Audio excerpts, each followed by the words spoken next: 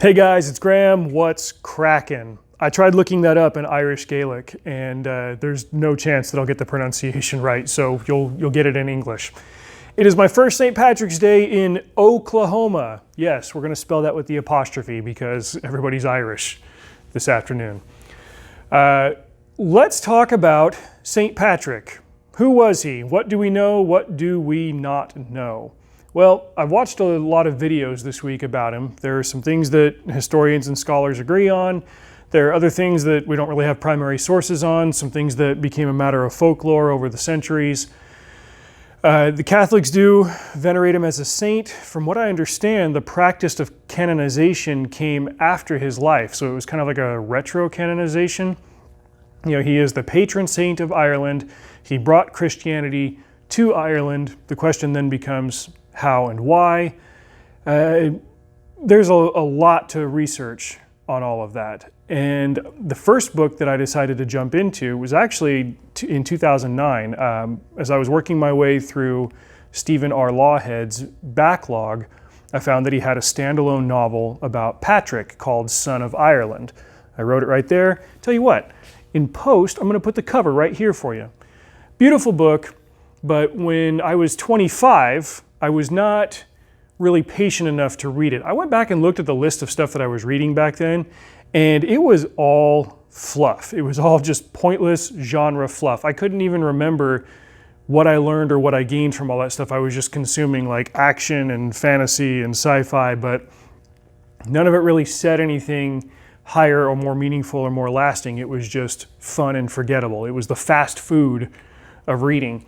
And while I was gaining things from this standalone Patrick book, it didn't really click with me or resonate, and I've got some thoughts as to why. We'll get to that at the end of the video. If Stephen Lawhead's name sounds familiar, I have covered a couple of his trilogies on the channel here before. The first was the King Raven trilogy. That video actually has been pretty successful. A couple of people even went on to buy the books and really liked them. That's his historically possible version of the Robin Hood legend. To give you some background on Lawhead, if I remember right, he was originally from Nebraska, but he got to go spend some time at Oxford majoring in Celtic studies, and I think to this day he still lives in Europe, not in England, but you know, he's over there. And he just really fell in love with Celtic lore and Britannic history, and he's written a lot of series in that vein. He's got this 6-book series on King Arthur that I haven't read. He's got a standalone book called Byzantium that I'm still going to get to. Without a doubt, my 2 favorite works of his are the King Raven trilogy and the Song of Albion trilogy. But this standalone book on St. Patrick always interested me, and even though I didn't finish it back then, I kept wanting to come back to it, and this year I finally did. He sorts through a lot of the known facts about him, but from there he's writing a historical fiction. It's a novelization about what could have happened. He's not setting out to say that it definitely did, but it plays with the known facts, and it ends up weaving this epic tale of a young man's life, his choices, his regrets, and his sort of coming to God. And the story pretty much ends like right before he goes on his big Christian mission. To summarize the plot, it starts here in the 400s AD in Britain. We do know that the man named Succat was the son of a Roman British noble who lived somewhere in England. I've had a hard time remembering how to pronounce a lot of the names in this stuff, but he lived in a town that we don't know exactly where it is. For story purposes, Lawhead put it in Wales because it was right across the sea from Ireland, and that was geographically relevant. The Irish liked to send raiding parties into Britain, capture people, put them into slavery, capture goods. That was how they lived back then. He's raising hell, Succat, with his friends. They go to the taverns, they like to gamble and get up to no good with the wenches and drink and have themselves a merry old time. Well, he's out on one of these tavern crawls with his buddies when this raid hits, and on his way back to his house he gets captured and forced into slavery. Lawhead does a great job of describing the harrowing journey, the fear, the desperation, all that stuff. Succat thinks that he's going to be okay because as the son of a nobleman, he can just be ransomed and sent back. The problem is when he gets to Ireland, they don't speak Latin, he doesn't speak Gaelic, he's screwed. He tries to escape, they beat him up. He tries to escape again, they beat him up harder. He tries to escape a third time, they beat him to within an inch of his life. And he finds that comfortable zone right there between, like, I want to be free and I want to live, and it sucks. He meets people while he's there. He meets a woman named Shonen. He meets her brother Cormac, who's a druid. There's also another formerly British slave. Not that he's a former slave, he's formerly British. I mean, you're going to be in Ireland for 38 years, you eventually become Irish at some point, right? His name is Matic, and Sukkot befriends him, kind of helps him to remember how to talk, because Madoc's been by himself just tending to the king's sheep this entire time. You know, he's stuck. It's a slow burn at this point, but you as the reader really feel that urge that he has to get back, to get home, to be free. It's hard. Even as he starts to put roots down himself in Ireland, he never forgets home and his friends and his family, and it takes him a long time, but he is eventually able to extricate himself from that situation and get back. Unfortunately, by the time he does, he's romantically entangled with Shonen, and he makes some promises to her that he knows he's going to break and that he knows he's going to regret. It's almost painful to read, because you understand why he's doing it. That doesn't make it right, that doesn't make it good, and you know that there are going to be repercussions for it later, but man, it's just brutal. Like, this is the most harrowing single piece of fiction that I've read from Lawhead. Maybe he deals with this stuff more, in his other books, but man, it was just like, you want this guy to make the right choice. You understand why he's making bad ones. It's not okay that he's making those bad ones, especially with regards to how he's kind of not being honest with Shonen, and he doesn't really have any intention to come back, but he can't ignore his soul's yearning to go home. When he gets back, he sees how the land has changed. He is able to run into some of his old friends, and he decides to go back to Gaul and then to Rome. Gaul is, again, for purposes of the story, we're going to generally say that it's kind of Central Europe, France, that area.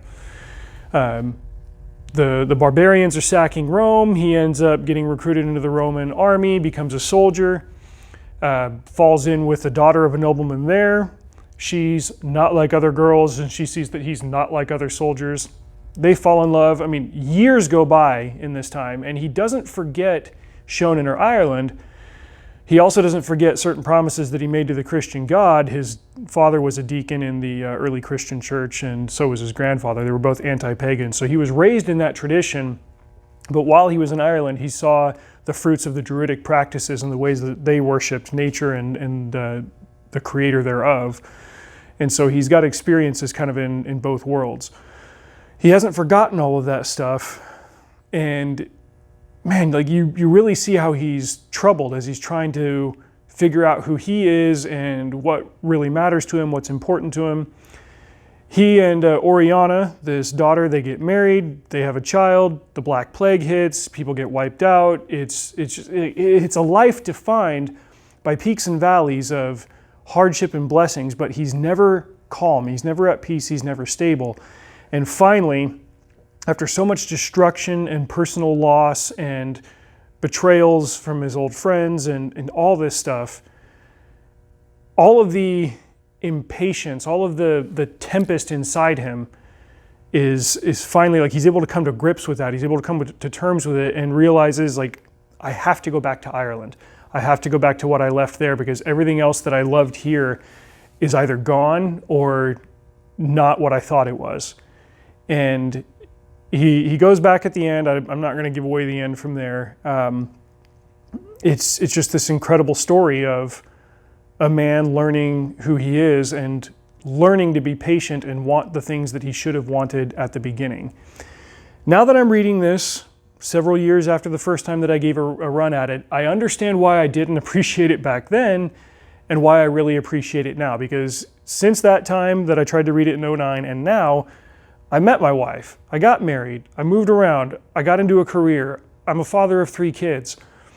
And I often think, like, man, I wish I could go back and talk to a younger version of myself in my 20s and say, I know you want this, but just be patient and do this, suck it up for a couple of years, the time is going to pass anyway, do this. But these years of your life, they are about the trials. that strip away your impatience and help you to find something that you value. And I understand that now. And I understand that that was kind of the arc that Stephen Lawhead was writing for Patrick. And I think that's why I valued this book so much now. I gave it 5 stars. Like any book, it was a book that had flaws, and if anybody read it and wanted to have a discussion about it, I'd love to talk about it.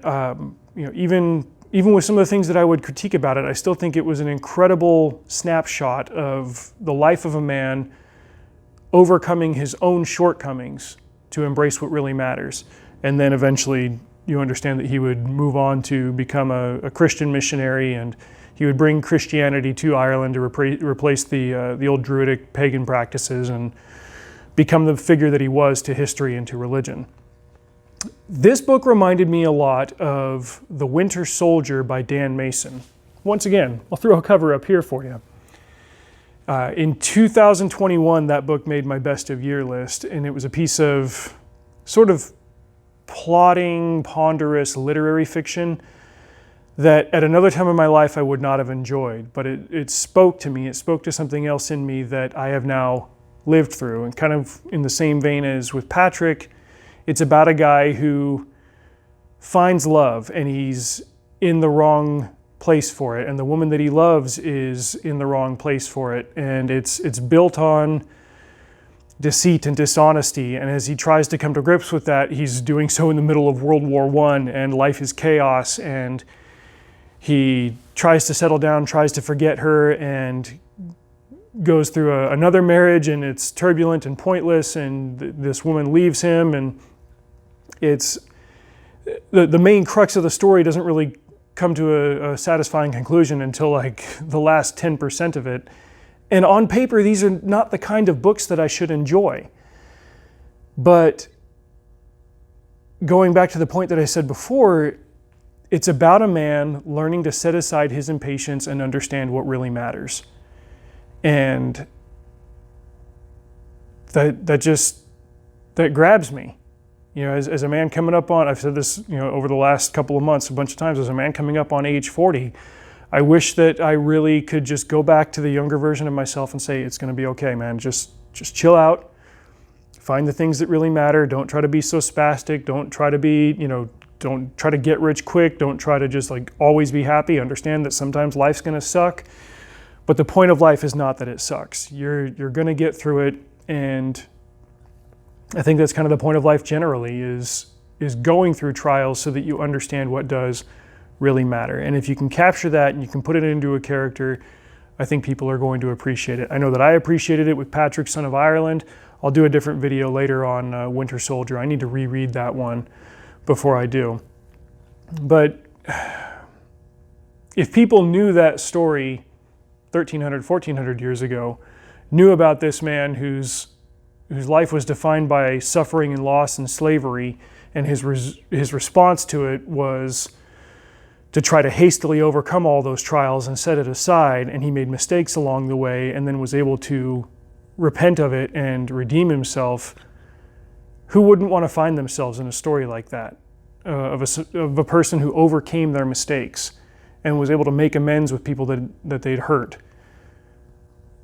That whole thing is effectively at the core of Christian doctrine, the ability to fix your mistakes and to be forgiven. Obviously, there's a little bit more to it than that, but I'm getting out into the weeds now. This is a great book. I recommend you read it. Quick content warning, Lawhead is generally a clean writer, at least out of the ones that I've read, but this book had a fair amount of Roman libertine sex in it, we'll say. It popped up more than 2 or 3 times. Not really with any language though, or there was violence as it relates to battle. He's always written combat violence in a realistic sense, not in a gratuitous sense, more in the classical, like this is what it was like sense. So just be advised on that front. And if you've got any questions or comments, check the video description for my email so you guys can sign in on or sound off on that. And there's always the comment section anyway. So thanks for watching, and have a happy St. Patrick's Day. Drive safe. See you out there. Drive sober.